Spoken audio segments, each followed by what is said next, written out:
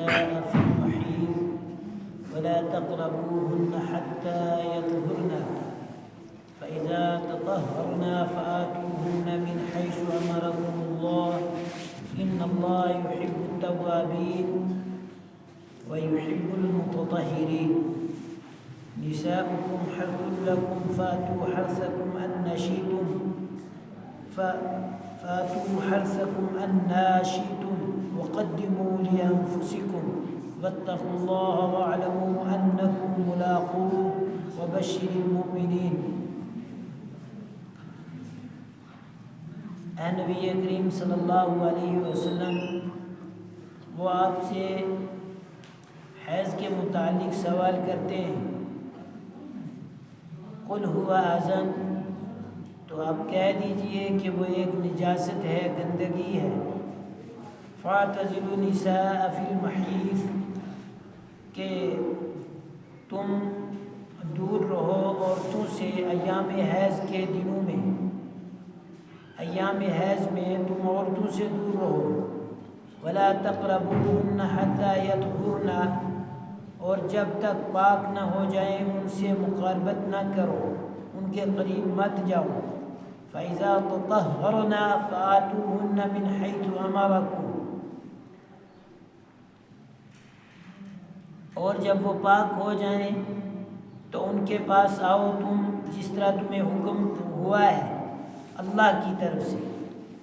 ان اللہ یحب التوابین ویحب المتطہرین، بے شک اللہ توبہ کرنے والوں کو پسند کرتا ہے اور ایسے ہی پاک بازوں کو پسند کرتا ہے۔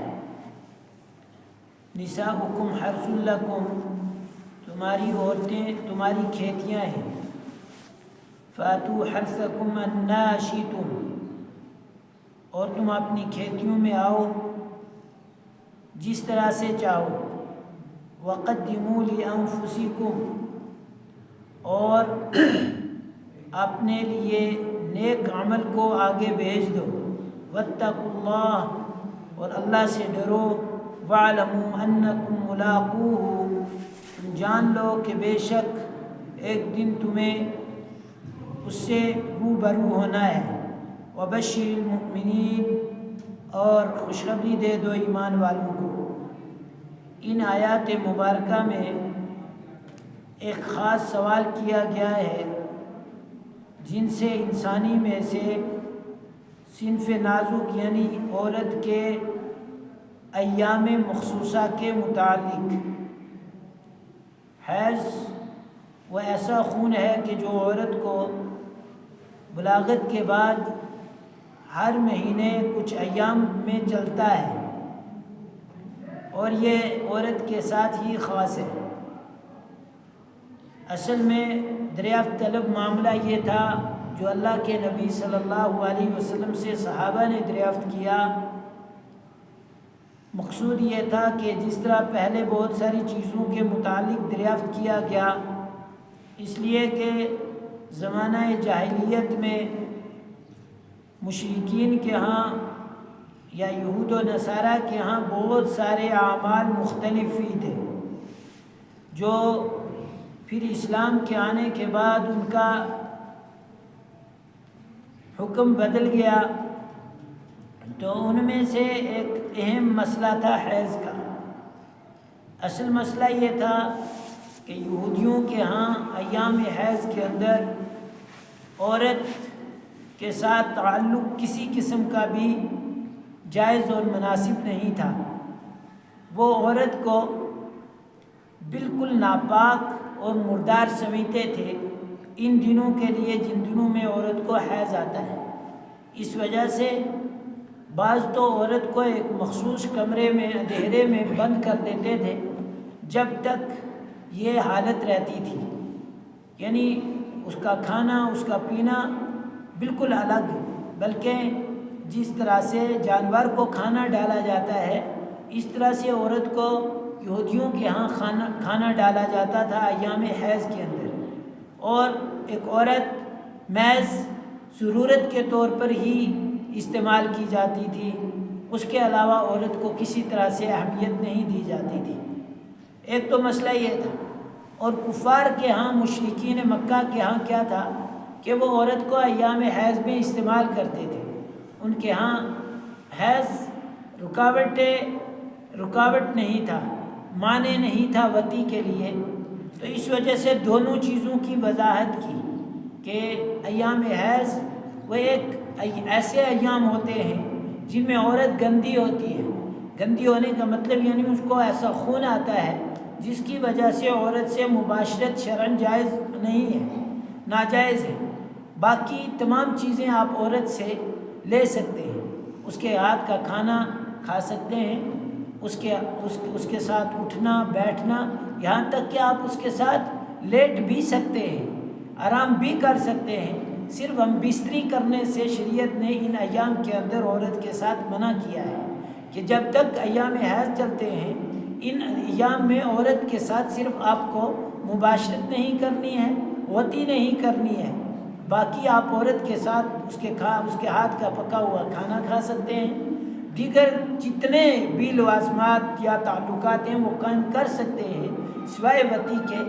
اور باقی کوئی حرج نہیں ہے عورت کے ساتھ تعلق قائم کرنے میں. تو گویا ایک طرح سے عورت کی جو اہمیت ختم ہو چکی تھی اور عورت کو نعوذ باللہ ایسا گندا سمجھا جاتا تھا کہ یہ مجبور محض ہے اور اس کو صرف ضرورت ہی کے لیے جب یہ پاک ہو جائے گی استعمال کیا جا سکتا ہے. تو یہ ذہن بھی خارج کر دیا شریعت نے، اور قرآن کریم نے ان لوگوں کے ذہن کی گندگی کو صاف کیا کہ ایسا نہیں ہے. پھر جو لوگ اس حالت کے اندر وطی کر لیا کرتے تھے، کسی کوئی نامناسب چیز نہیں سمجھتے تھے، تو ان کو بھی بتا دیا کہ تم ان حالات کے اندر عورت کے پاس مت جایا کرو. اس حالت میں عورت کو ایک تو تکلیف بھی ہوتی ہے اور پھر اس کی وجہ سے تمہیں بھی تکلیف ہو سکتی ہے. جب ان ایام کے اندر کوئی عورت کے پاس جائے گا، عورت سے وطی کرے گا، تو بہت ساری مختلف قسم کی بیماریاں لگ جائیں گی. تو ان بیماریوں سے بھی اگر بچنا ہے تو پھر بہت ضروری ہے کہ آپ اس سے مباشرت کرنے سے اور وطی کرنے سے بچو، اس کے قریب مت جاؤ. اور عورتوں کا بھی ذہن بنا ہوا تھا، مکہ کی تعلیم تھی، زمانہ جاہلیت کا تھا. تو اس وقت کی عورتیں بھی یہ سوچتی تھیں کہ واقعہ عورت اس قدر غلط ہے، اس قدر گندی ہے کہ اس کے ساتھ تعلقات قائم نہیں کر سکتے. تو ایک مرتبہ حضرت عائشہ رضی اللہ تعالیٰ عنہ فرماتی ہیں کہ ہمارے ذہن بھی ایسے ہی بنے ہوئے تھے کہ یہی حالت ہے.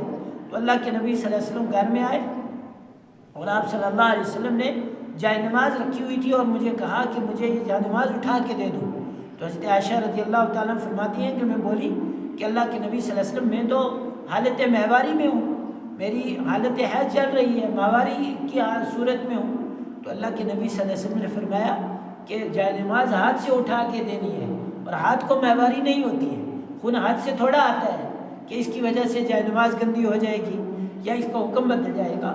وہ تو مخصوص حالت ہے اور اس مخصوص حالت میں آپ کے لیے مخصوص احکامات ہیں. باقی آپ کے ہاتھ صاف ہیں، آپ کی زبان صاف ہے، تو آپ کا باقی اعضاء صاف ہے، کوئی مسئلہ نہیں ان کو استعمال کرنے میں. صرف آپ کو صرف مباشرت سے روکا جاتا ہے. اور ایک مرتبہ کا واقعہ ہے کہ حضرت نبی کریم صلی اللہ علیہ وسلم کا حضرت عائشہ رضی اللہ تعالیٰ عنہ کی حدیث ہے، فرماتے ہیں کہ اللہ کے نبی صلی اللہ علیہ وسلم اعتکاف کی حالت میں ہوتے تو میں کھڑکی سے آتی اور میرے حجرے کے سامنے جو دیوار تھی اسی دیوار میں کھڑکی تھی. میں اللہ کے نبی صلی اللہ علیہ وسلم مجھے بلاتے اور کہتے کہ عائشہ میرے سر کو دھو دو. تو میں انہیں کہتی کہ اللہ کے نبی میں تو مہواری کی صورت میں ہوں. تو اللہ کے نبی سے فرماتے کہ تیرے ہاتھوں کو مہواری تو نہیں لگی ہے، تو ہاتھوں سے میرے سر کو دھوئے گی تو اس سے کوئی حرج نہیں ہے. تو بہرحال ایک اہمیت جو عورت کی لوگوں کے ذہنوں سے گر گئی تھی کہ اس حالت میں، اور اس میں عورت کا کوئی ذاتی اختیار تو ہوتا نہیں کہ اس کو بیچاری کو مجبور محض بنا دیا جائے اور اس کو اس کا مکلف بنا دیا جائے. اس کے ساتھ یہ صورت اللہ پاک نے لگا رکھی ہے اور وہ تو اس کی مکلف ہے کہ جتنی اللہ نے اس کو جس حالت میں رکھا ہے.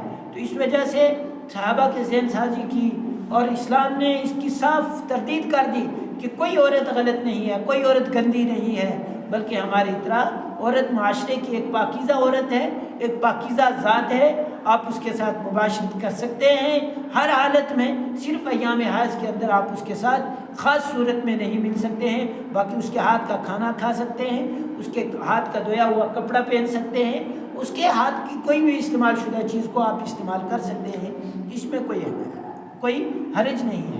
تو یہ ایک اہمیت، ولا تقربوہن حتی یطہرن، کہا کہ ہاں جب تک وہ یہ مشرکین مکہ کی جو ذہن تھا کہ کچھ نہیں ہوتا آپ استعمال کر سکتے ہیں، تو فرمایا ولا تقربوہن حتی یطہرن کہ آپ ان کے قریب مت جائیے۔ قریب سے مراد یہ ہے کہ آپ ان سے وطی مت کیجیے، وطی نہیں کر سکتے، باقی اس کے ساتھ قریب جانے میں کوئی حرج نہیں ہے۔ یا قریب سے مراد وطی ہے تو وطی نہ آپ مت کیجیے یہاں تک کہ وہ پاک ہو جائیں، اور جن ایام میں پاک ہو جائیں گی تو کوئی حرج نہیں ہے۔ وَإِذَا تَطَهَّرْنَ فَأْتُوهُنَّ مِنْ حَيْثُ أَمَرَكُمُ اللَّهُ، پھر جب وہ پاک ہو جائے تو ایسے آئیے جس طرح اللہ نے حکم دیا ہے، یعنی جس راستے سے آنے کا، جس طرف سے آنے کا، جس طریقے سے آنے کا شریعت نے حکم دیا ہے، آپ اس راستے سے آئیے، الٹے راستے سے عورتوں کے پاس مت جائیے۔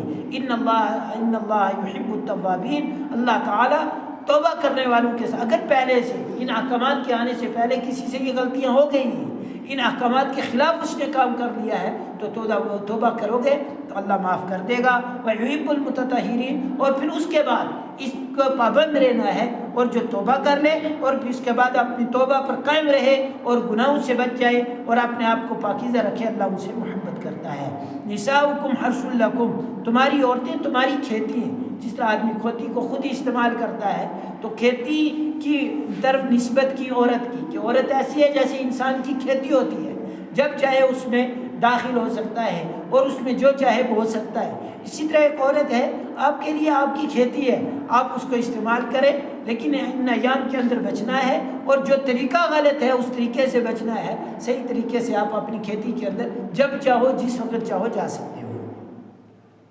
فَأْتُوا حَرْثَكُمْ أَنَّىٰ شِئْتُمْ، بس آئیے آپ اپنی کھیتی کے اندر جس طرح سے تم چاہو جب چاہو، لیکن طریقہ وہ شریعت والا ہو، اپنا ذاتی اور غیر شریعت والا نہ ہو۔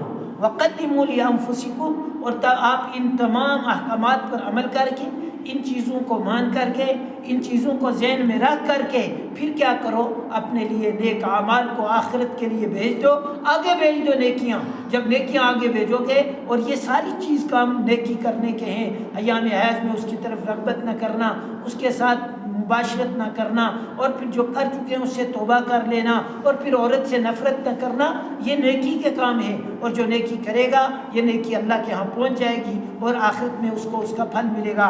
واتقوا اللہ، اور اللہ سے ڈرتے رہو۔ واعلموا انکم ملاقوہ، اور ڈرو اللہ سے ان تمام احکامات کے پورا کرنے میں، ڈرتے ڈرتے احکام کو پورا کرو، اور بے شک اگر ڈرو گے نہیں، جو بھی تمہیں کیا کرنا ہے کرو گے تو پھر آخرت میں اللہ کے روبرو ہونا ہے، اللہ کے سامنے تمہیں جانا ہے، اور جب اللہ سے ملاقات ہوگی تو خود سوچ لو کس حالت میں تم اللہ سے ملنا چاہتے ہو۔ وَبَشِّرِ الْمُؤْمِنِينَ، اور ایمان والوں کو خوشخبری دے دو کہ جب تم نیک اعمال کر کے آؤ گے، جو اچھے اعمال کر کے آؤ گے، اللہ کے حکموں کو پورا کر کے آؤ گے، تو تمہارے لیے جنت کی خوشخبری ہے نیک اعمال کے صدقے میں۔ وَلَا تَجْعَلُوا اللَّهَ عُرْضَةً لِأَيْمَانِكُمْ، اللہ تعالی ہم سب کو کہنے سننے سے عمل کی توفیق عطا فرمائے، اللہ احکام اسلام کو پابندی سے پورا کرنے کی توفیق عطا فرمائے۔ سبحان ربک رب العزت عما یصفون، وسلام علی المرسلین، والحمد للہ رب العالمین۔